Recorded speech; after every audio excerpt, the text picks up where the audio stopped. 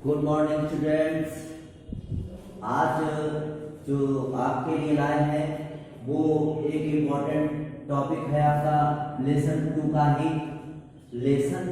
ही एक important topic है और ये बहुत ही ज़्यादा पूछा जाता है पेपर में। आप इसको जब देखेंगे आंसर वगैरह में तो लगभग आपको हर सेट में मिल जाएगा। ये क्वेश्चन बहुत ही ज़्यादा पूछा जाता है। और कल मैंने आपको भ्रूण कोश का विकास बताया था और जो था भ्रूण कोश का विकास पूरा समझा दिया था, उसमें काफी ज्यादा फिगर थे। उसी के आगे एक नया टॉपिक आता है और उस टॉपिक का नाम है दोहरा निषेचन, डबल फर्टिलाइजेशन। ठीक, तो वीडियो शुरू करने से पहले अगर आप हमारे चैनल पर नए हैं तो चैनल को सब्सक्राइब करें और बेल आइकन को प्रेस करें ताकि आपको वीडियो मिल सके। तो चलिए आइए शुरू करते हैं। दोहरा निषेचन, डबल फर्टिलाइजेशन। ठीक, दोहरा माने आप समझ ही गए होंगे, दोहरा माने तो दो बार।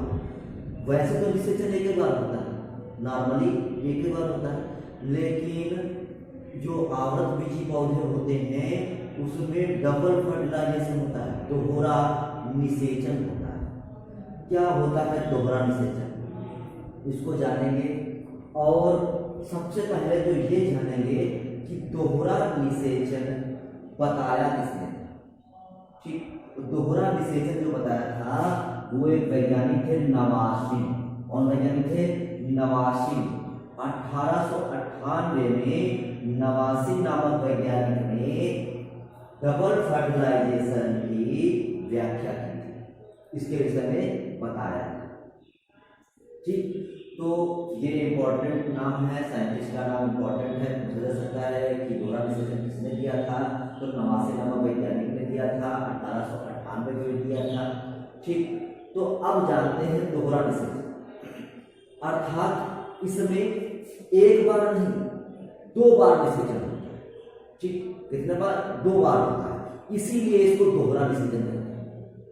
दो बार निषेचन होने की वजह से एक ही चीज में दो बार निषेचन होने से इसे दोहरा निषेचन कहते हैं। तो होता क्या है, प्रोसेस कैसे शुरू होती है, तो पहले प्रोसेस जानिए। देखिए, जब उसका उसमें जब परागण हो गया, परागण मतलब पॉलिनेशन।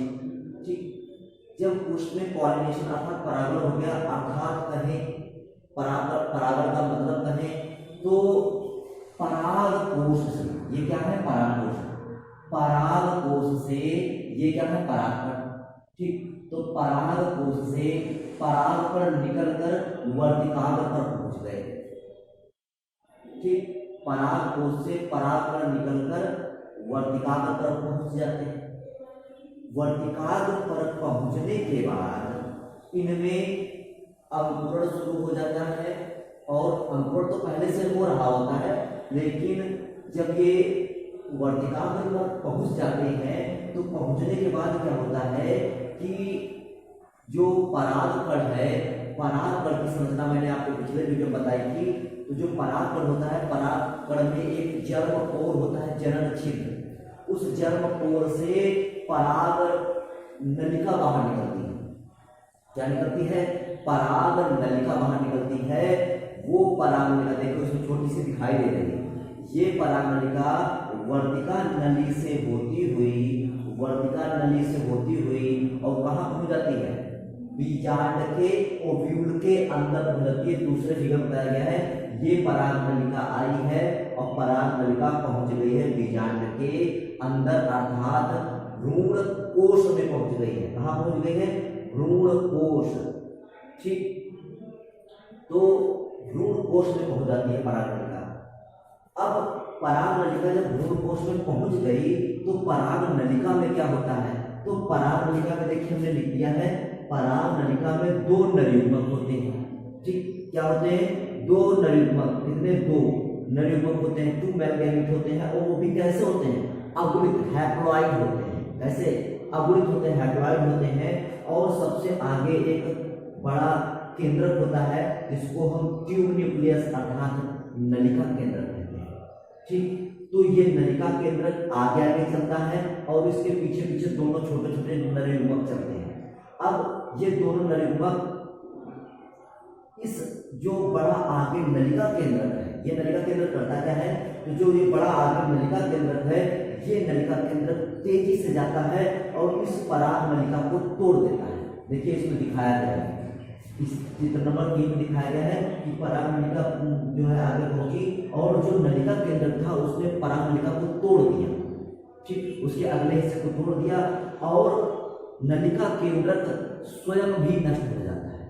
जो आगे ट्यूब न्यूक्लियस होता है, नलिका केंद्रक होता है, वो स्वयं भी नष्ट हो जाता है।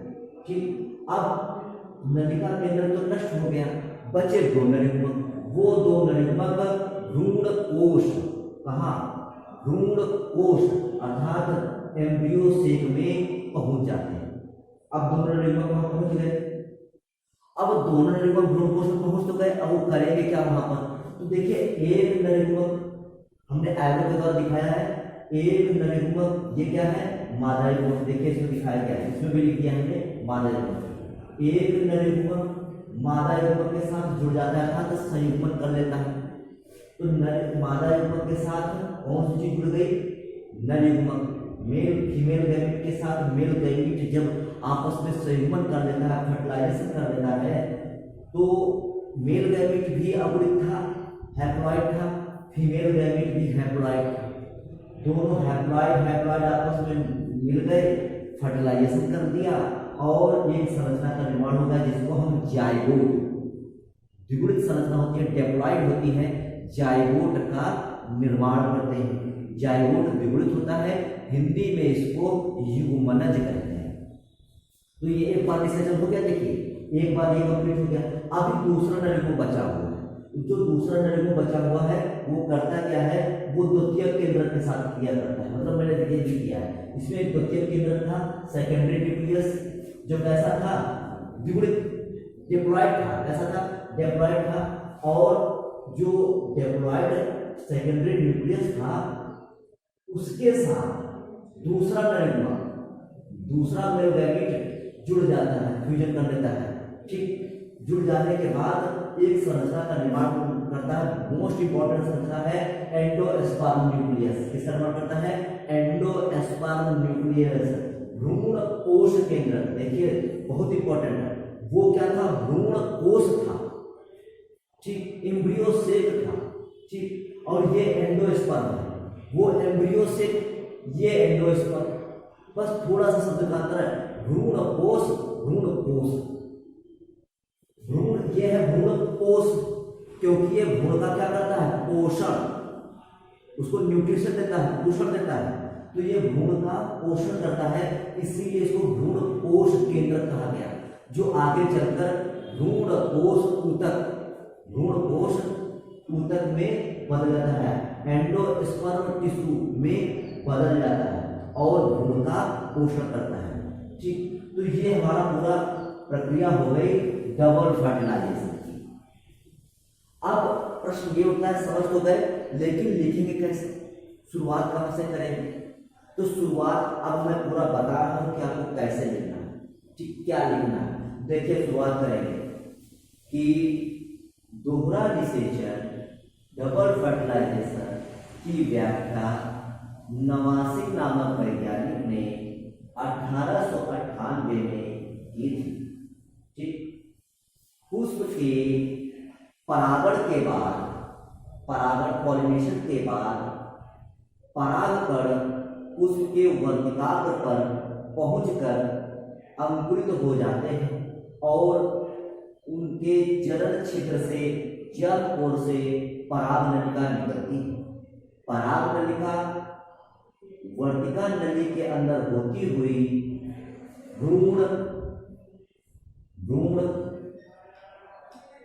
कोश, भ्रूण कोश में पहुंच जाती है। पराग नलिका अंकुरित होकर वर्तिका नली के अंदर भ्रूण कोश में पहुंच जाती है। ठीक, भ्रूण कोश में पहुंचने के बाद पराग नलिका में सबसे बड़ा एक आगे नलिका केंद्रक होता है और उसके पीछे दो अगुणित मेल टू मेल गैमीट अर्थात दो नर युग्मक होते हैं, ठीक।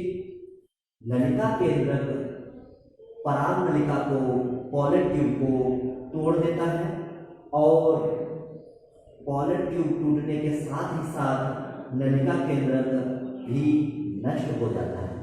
अब दोनों नरयुग्मक भ्रूण कोश में पहुंच जाते हैं, ठीक। भ्रूण कोश में पहुंचने के बाद दोनों मेल गैमीट भ्रूण कोश में पहुंचने के बाद एक मेल गैमीट एक फीमेल गैमीट से क्रिया करके द्विगुणित संरचना, डिप्लॉयड संरचना जायगोट का निर्माण करता है। इसे ही सत्य निषेचन कहते हैं, ट्रू फर्टिलाइजेशन कहते हैं। यह क्रिया सत्य निषेचन कहलाती है अर्थात ट्रू फर्टिलाइजेशन कहलाती है। जो दूसरा नरयुग्मक होता है वो द्वितीयक केंद्र के साथ क्रिया करके एंडोस्पर्म न्यूक्लियस अर्थात भ्रूण कोश केंद्रक का निर्माण करता है, जो त्रिगुणित अर्थात 3n ट्रिप्लॉइड होता है, ठीक। इस प्रकार से नर युग्मक का मादा युग्मक के साथ संयुग्मन करके जायगोट का निर्माण कर लेना और दूसरे नर युग्मक का द्वितीयक केंद्र के साथ निषेचन करके एंडोस्पर्म भ्रूण कोश केंद्र का निर्माण कर लेना। ये दोनों क्रियाएं भ्रूण कोश में एक साथ संपन्न होती हैं। इस कारण इसे डबल फर्टिलाइजेशन, दोहरा निषेचन कहते हैं। उम्मीद है आपको ये समझ में आया होगा। अगर आपको कोई प्रॉब्लम लगती है तो आप इसे कमेंट में पूछ सकते हैं। आज के लिए ये इम्पोर्टेंट टॉपिक ही, बाकी कल फिर मिलेंगे आगे एक नए वीडियो के साथ। आज के लिए धन्यवाद, थैंक यू।